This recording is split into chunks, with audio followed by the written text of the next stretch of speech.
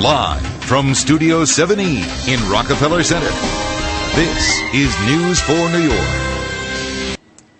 Well, as we well know, people from all walks of life are dealing with how to avoid losing their homes to foreclosure. Bill Procida, financial and real estate entrepreneur of William Procida Incorporated out of Englewood Cliffs, New Jersey, says negotiation is the key to keeping your home, and he's here to give us some pointers this morning on just how to do that. Good morning, Bill. Thanks for coming in. Thank you. We really appreciate you coming in. So many people, I'm sure you're watching this, shaking your head every day. But the point being, the bank really doesn't want your home any more than you want to lose it. The bank definitely doesn't want your home. So what can you do? You need to negotiate. Yeah, you need to negotiate. This is truly a case where the harder you work, the luckier you'll get. Really?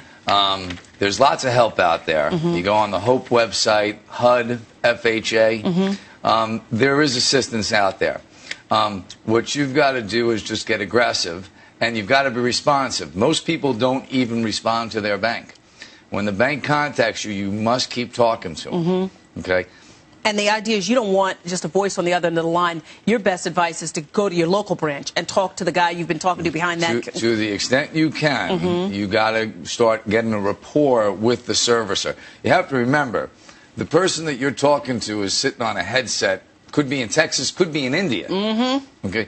You really got to start getting people's names. Remember, on the other side, they have a screen of every dialogue, every piece of correspondence you've ever done with your lender. You need the same. Okay. And try to keep talking to the same person. And when you're talking to this person, what are you saying? You're saying, I want to keep my home. I can't afford this mortgage, but this is what I can afford. Be honest. First step, know if you really want to stay in that home or not. Okay.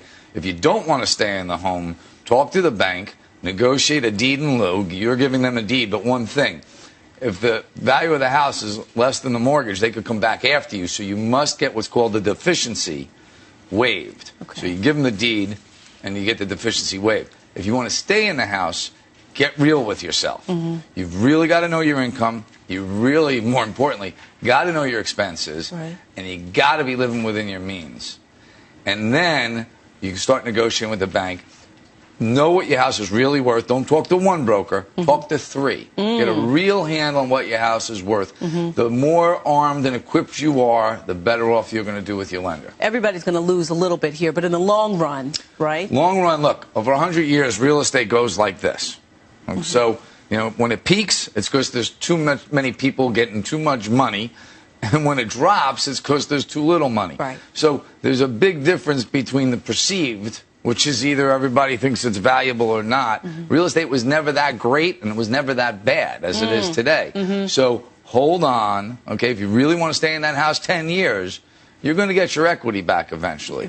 But take advantage of the opportunity, because you may be able to get a discount. You may be able to get more favorable terms. This is the first time I've ever seen that the government's been so proactive, and the banks been so proactive at not wanting your home. I see. Bill, is refinancing still an option, a viable option for people who may not be quite in danger of foreclosure, but know down the line their wife's losing their job in 3 months? That goes right back to the more equipped you are and the more knowledgeable you are, the better off you're going to do. HUD, HOPE, FHA, get on those websites. Talk to new banks. Talk to your local bank. Know what you qualify for on that house, because that's going to help the bank. If you owe $300,000 on your house and a new bank is willing to give you $250,000, your existing lender is going to be very interested in taking that $250,000. Then it's just a question of negotiating the difference. Okay, and don't wait for that bailout money to trickle down, right? If you're... I wouldn't count on the bailout money per se. Yeah. The government's doing a good job. By the way, there's also your city and state governments are doing good jobs. But be careful not to get scammed. Once you're on a foreclosure list, everybody in the world's calling you saying, give me $5,000 and I'll help you renegotiate. Don't fall for it. Work with the government websites.